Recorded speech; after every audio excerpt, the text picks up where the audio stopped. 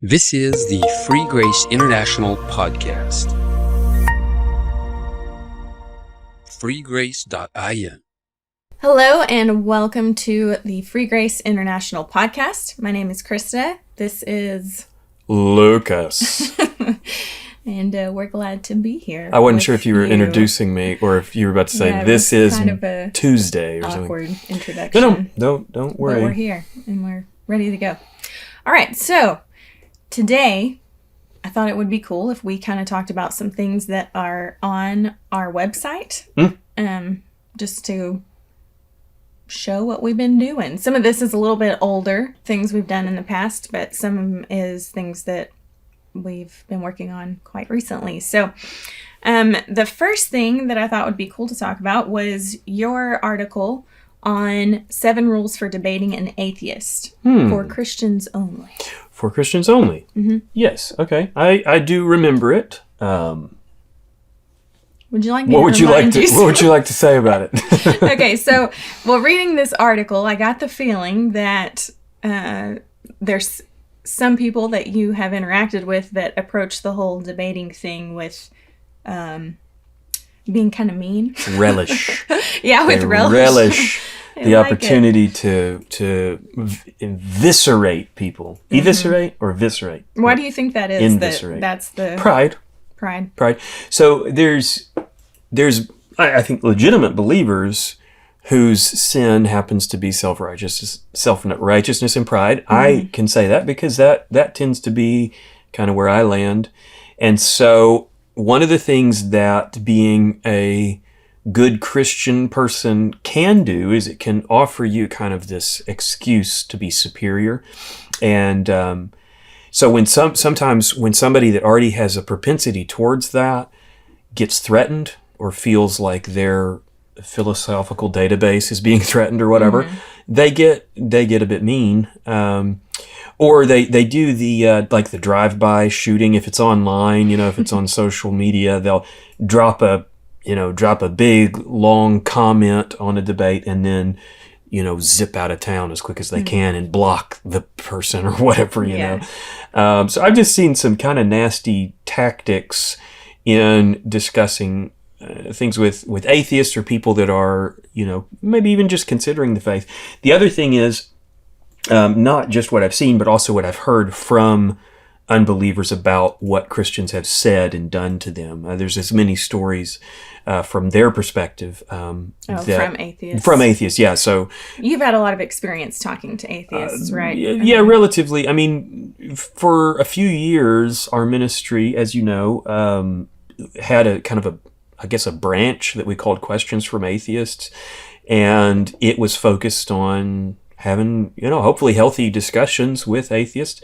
What it really turned out to be mostly, though, was we were making media that really, I didn't really grasp it at the time, but it turned out to be kind of more targeted at believers who were wrestling with questions that they'd received from atheists. So it always was like we were, it was more like questions that Christians got from atheists, but that was too long of a name. I didn't think that would work. Not quite as catchy. Yeah, so... so anyway, had some experience in that realm and really leaned into it for a few years where I would spend a lot of time talking to atheists. And the cool thing is, made some legitimate friends online through doing that. I'm thinking of a friend named John. I won't say his last name, but John, who lives up in the Northeast, and I consider him a really good friend, and we occasionally exchange messages and talk about our kids and whatever. And all that came as a result of my tactics for talking to atheists, which is the same as you talking to any human being, which is, it's being kind, it's listening, it's not shouting over someone, it's not saying mean things, it's using the kindness that Christ has put in us to, to interact the way that you should. So if you don't have this problem. So I was going to say, this isn't really, but your article talks a lot about just being quiet, just letting people speak and listening and being kind, like you just said. And so ask me the question: how should I debate an atheist? How should I debate? Shut up. And that's like me right now? Well, or like not right now. Okay. I'm not telling you to shut up right now. I'm saying that is the tactic. Yes. Is if it turns into a debate, shut up. Because the thing is, the average person doesn't want to debate. Now, are there atheists out there that want to debate? Yes, just like there are Christians out there that want to debate. But if you feel it, if you're just a normal person and you're not at a formal debate where this is the expectation, and you feel it turning into a heated debate, it's time to get quiet. It's time to take it on the chin for a little bit, to listen, to try to diffuse the situation. Because what you're heading toward when you are in a debate, what you want to think about is you are headed toward a brick wall in a car moving 70 miles an hour. And the car is the relationship or whatever. The road's the relationship. If you're in a debate and the ground rules haven't been established, it just sort of bubbles into that, you are moving towards probably wrecking the relationship and losing the opportunity to have any influence in that person's life. And so my tactic is, if things are getting heated, back off. Get quiet, listen, ask meaningful questions, continue the conversation, but your goal is not to win and to make the other person look like an idiot.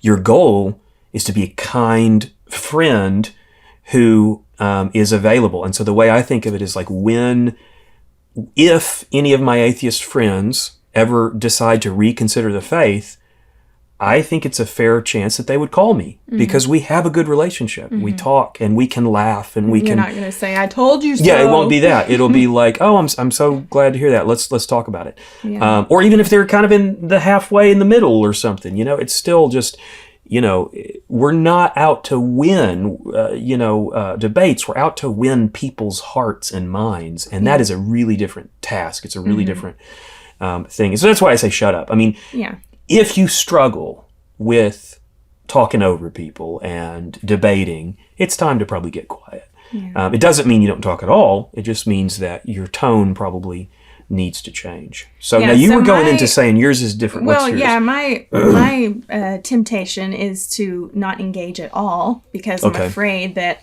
I'm going to wind up in a debate and I'm not going to have the answers or the knowledge to, or if I do accidentally wind up in a debate, my temptation is to totally disengage and get out of there, which I think, you're saying to some extent disengage verbally, but you're still engaged by listening and being kind. And so, anyway, when I read this article though, it was kind of a relief. Like, I don't need to be prepared to give a sermon going into a conversation with an atheist. I need to be prepared to show God's love. And a lot of times that happens by being quiet, and I can do that. I can sit and listen. Yeah, it's listening. But that, you said when it's your turn to talk, be prepared. That's rule number 6. And so there are some things that I am prepared to talk about, truths that I know. I don't know about a lot of the theories that, atheists want to talk about and things like that, but I do know God's truth for my life, and I can share that in a loving way, I think. Yeah, absolutely. Yeah, I mean, I think you think about the verse that says, be ready to give an answer for the hope that is inside of you. Notice an answer implies a question. So it's not saying you rush in and you give a sermon. It's saying that at some point, as you build a relationship, there will be questions. There'll be, serious discussion, and you need to be ready for that. But that doesn't mean that you come in with guns blazing and force it. It's not what that verse says. And I'm not aware of a verse that says you need to force your beliefs on unbelievers. That doesn't compute for me. So, and even that verse talking about being ready to give an answer, I don't think it's meant as a load your ammo, make sure you've got it ready to go. Point. It's more of a be confident in the truth that you know, and don't be easily swayed by other people who are going to tell you lies or things, try and lead you astray. I don't remember if this is in that article, but another thing that I see a lot of is people not knowing what the point is of the discussion. So let's say, for instance, you've got someone that's a conservative, young earth believer, all right? But they happen to believe young earth. And then you've got an atheist who thinks young earth is silly, but they also don't think that there's a God, and they don't think that Jesus came in the flesh to die for sins and all that. Well, what happens a lot of times is the believer, because it's a hot topic, the believer gets drawn into a debate about young earth creationism, while the person that they're talking to doesn't even believe in Jesus, doesn't believe that he came. We can answer questions about Jesus's life way easier than we can answer questions about young earth creationism or old earth, whatever.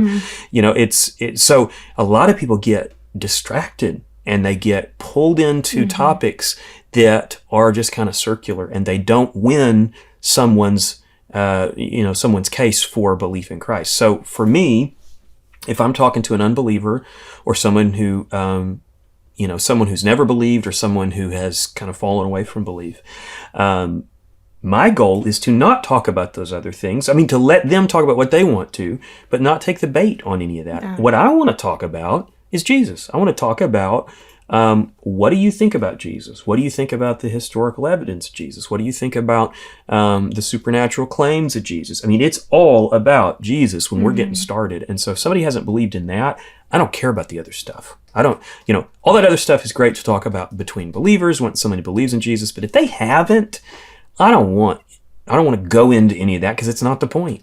And you may get one conversation with somebody and you better not waste it, Yeah.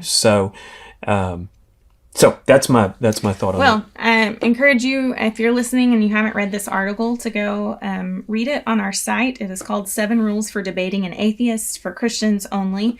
And it's a good, I feel like it's a good springboard for feeling a bit more prepared and going into some of those tough conversations you might find yourself in.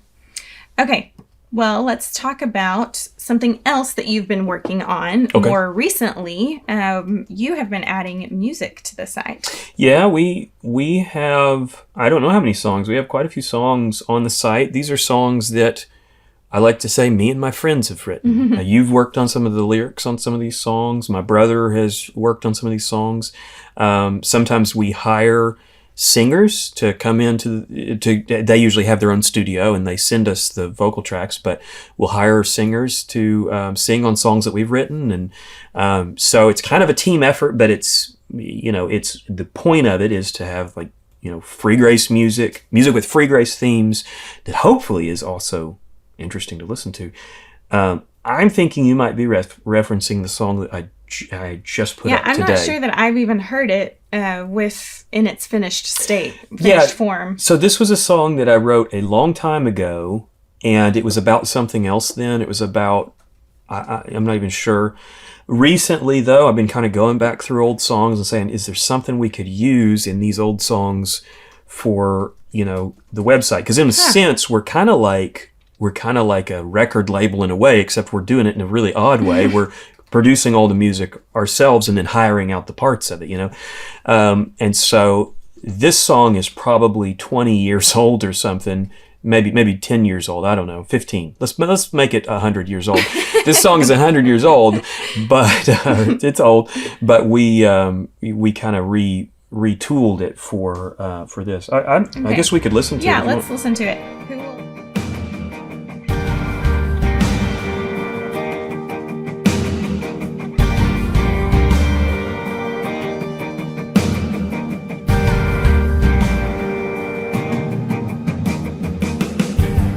Spirit inside me is sinless completely, but this flesh is conniving, and I do what I don't want to do. Who will set me free? Who will deliver me? Who will set me free from this sin dead body? What I want to do, I never do. When I don't want to, I do. I don't understand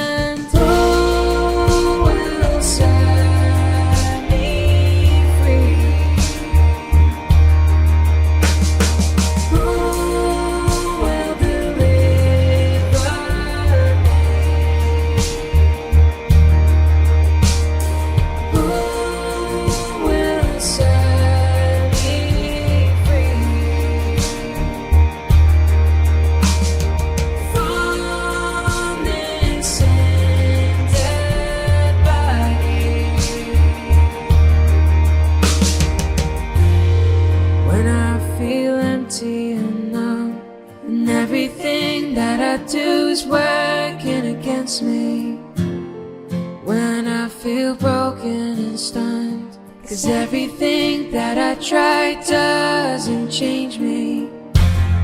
This is a fight I can win. Spirit and flesh are at war within, and I know I'll fail once again.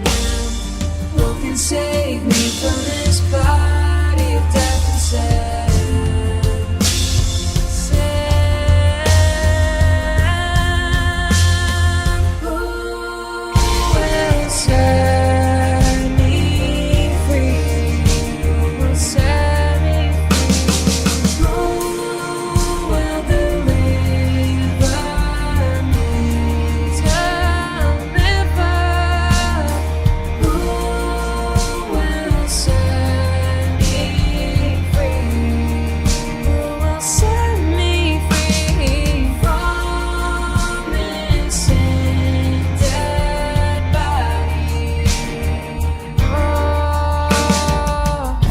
Yeah, so that's Who Will Deliver Me. Sean is the singer on that. We hired him. I'm not actually sure where he's from, but this is our first time to work with him, and I really liked what he did. He was a little sick when I hired him, and so he assured me, well, we'll get it done, but I have to take some time. I got to see the doctor. So well, it was worth the wait. It was worth the wait. Yeah, I think he did a great job. So that song, I'm thinking, was based on Romans. Mm-hmm. Yep. Yes. So Romans chapter 7. Some of those lines actually are just straight from Romans 7. Yeah. I love that there's a song now to go with this, because, music sometimes adds in or brings out the emotion, I guess, of words. And I went through a Bible study on Romans, and that kind of part that you're talking about is kind of hard to understand, just to grasp. Yeah. And I think in our minds, a lot of times we read save and we automatically think saved from hell. Yeah. But he's talking more there about saved from God's wrath, saved from consequences of sin, things like that. And but it's hard to know how to live in the Spirit and not live in our flesh. Yeah. Well, so, with this song, we're really covering what we have in Romans 7. We have a song called I'll Set My Mind, which is really covering what is in Romans 8, which, by the way, I don't know anybody putting together songs based on, like sequential chapters of the Bible, but I'm sure there are people. But to me, it felt like this song is an unfinished idea, because chapter 7 of Romans, in a way, is an unfinished idea. Without chapter 8, you don't know what the answer is. Well, I guess toward the end of 7, but then he develops it more in chapter 8. And so what he's dealing with there is he's talking about how, and some people disagree with this, but I think in chapter 7, he's talking about after he became a believer. Paul was a believer, and then as a believer, he was trying to then live by the law. He was trying to follow the law. He was trying to check the boxes and do but he kept coming to this one law that was like impossible, and it was to covet. Some translations will actually say lust, I think, but basically the sin of covet. To not covet, the sin of the mind. And so basically what he says is that he's trapped. He feels trapped. He knows what he doesn't want to do, but he does it. He knows what he wants to do, but he doesn't do it. And he's trapped by this what he calls body of sin and death. And he comes toward the end of chapter 7, and he says, "Who will deliver me?" He doesn't say what method. It doesn't say what rabbi could I learn from so that I could learn how to, flagellate myself more or to discipline myself more. He says, "Who?" It's a total different idea. Who is going to deliver me? Well, we know the answer, of course.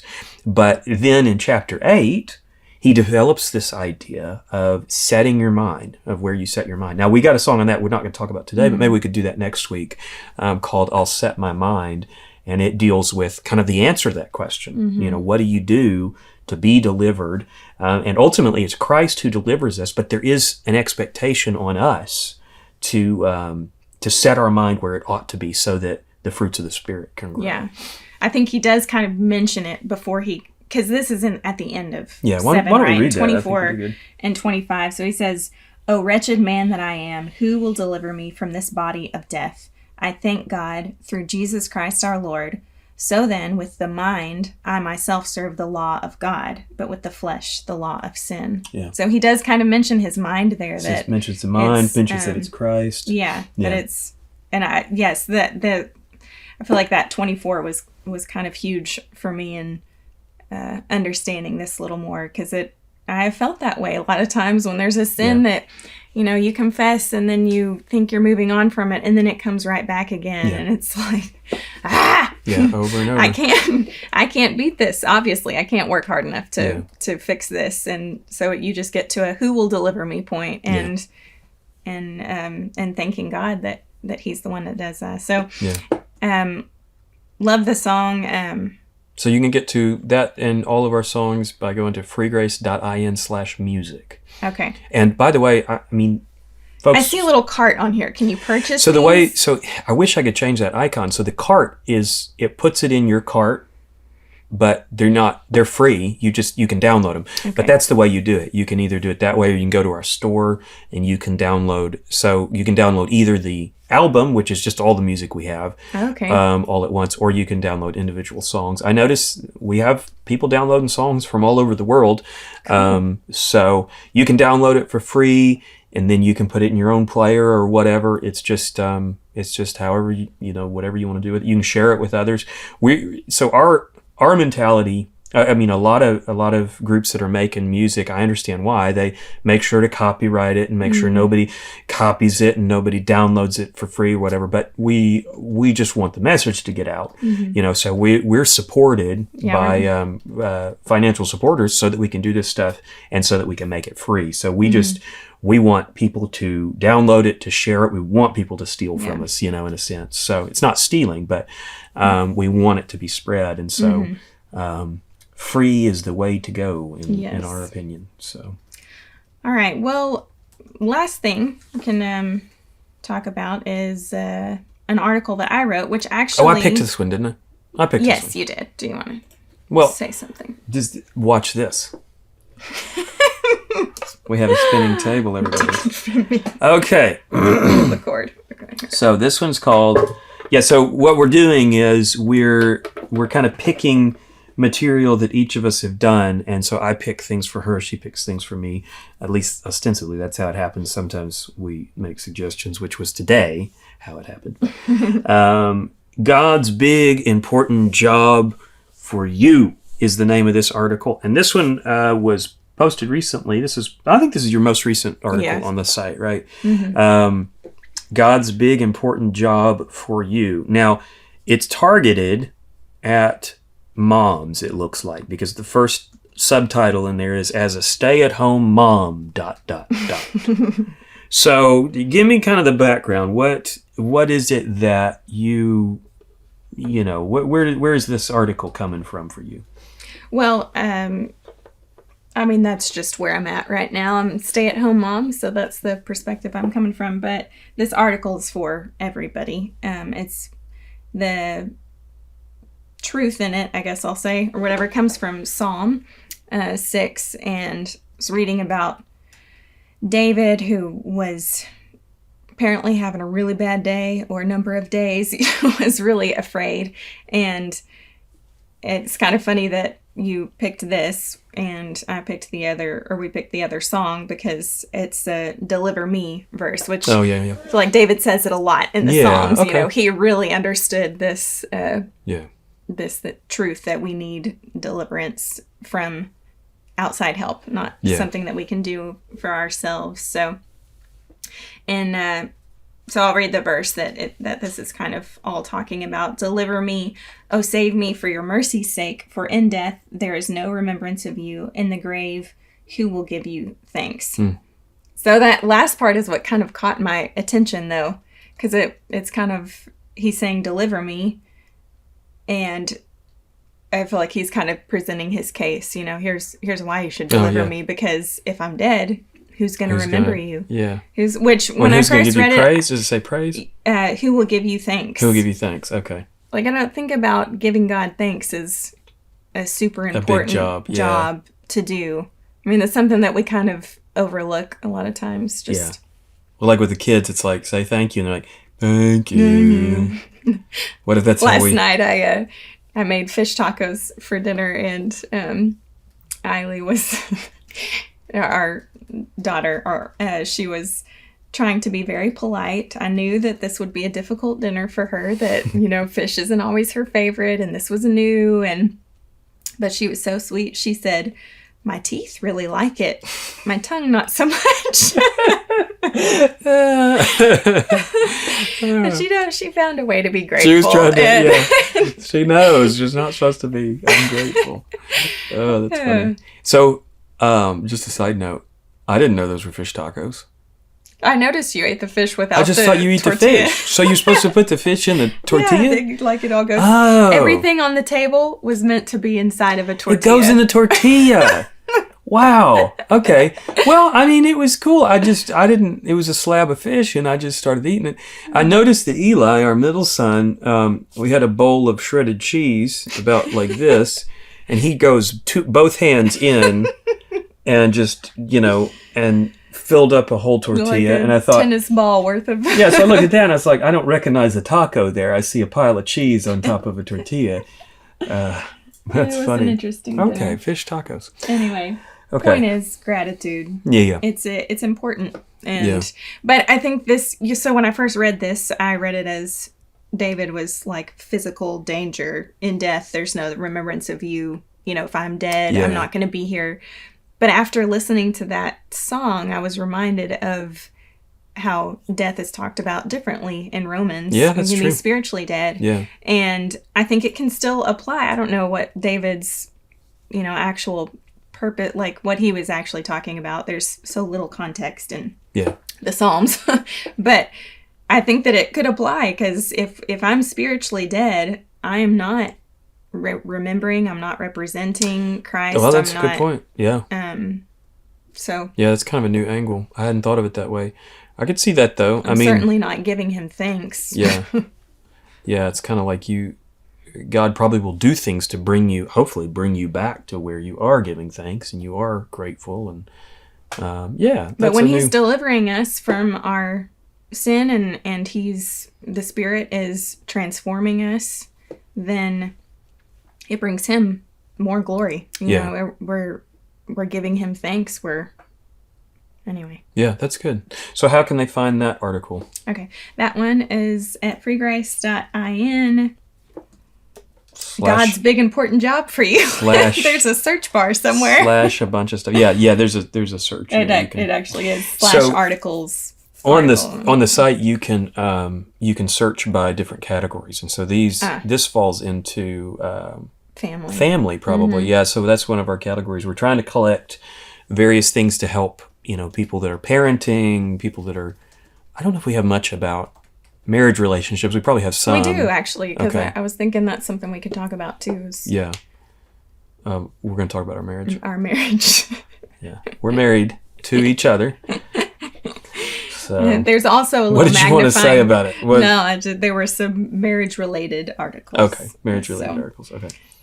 But there's a magnifying glass, a little icon in the top. You can always just search for any words you remember from the article, and hopefully it'll pull up something that's good. Close for you. So, well, I think that's all we got for today. Cool. Well, I think maybe next time we talk about that song, I'll set my mind, and that'd be something we could add to it, because I think that kind of is the answer to that subject we're talking about. Who will deliver me?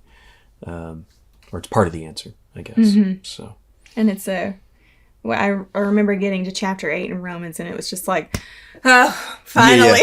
It is some kind good of that news, way. 'cause 6 and 7 is like, this is so hard. Yeah, like the first section talks about what we traditionally think of as salvation, but he doesn't call it that. He calls it justification. But then he goes on to like Christian living, and people get so confused because it feels like we concluded the section about justification, and then we're talking about being saved. And I think a lot of people look at that and are just like, oh, I guess we're still talking about it.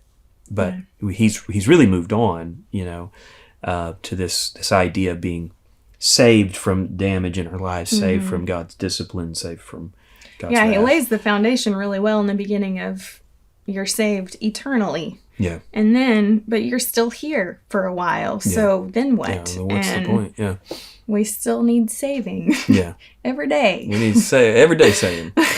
Everyday savings. It sounds like From ourselves. Sounds like an ad for Piggly Wiggly or something. Everyday savings. Come on Same down. thing, every day. Buy napkins for cheap. I don't know. Is there Piggly Wiggly? Why was that one? The Piggly Wiggly. Piggly What is Wiggly. that from?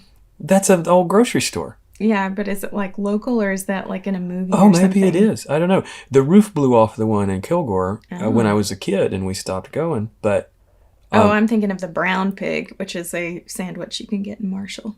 I don't know if they had a Piggly Wiggly. I have no idea what that is. But what's odd to me is, so in my mind just then, I was reaching for a grocery store reference to make the punchline of my joke. And I could have done Brookshire's. I could have done Super Walmart. I could have done Kroger. I could have done, but I got Piggly Wiggly. Why Piggly Wiggly? What? Because it's cute and interesting. It's an odd one, but why Piggly Wiggly? I hadn't seen a Piggly Wiggly in 30 years. Anyway. Well, that's all we have for today, but we look forward to being back with you next time on Free Grace International Podcast. Thanks for listening. If you'd like to find out more about the content that we publish, you can go to www.freegrace.in. We are a support-based ministry, so if you would like to become a financial partner with Free Grace International, you can do that by going to freegrace.in and clicking on support. Thanks for listening. We look forward to being with you again soon.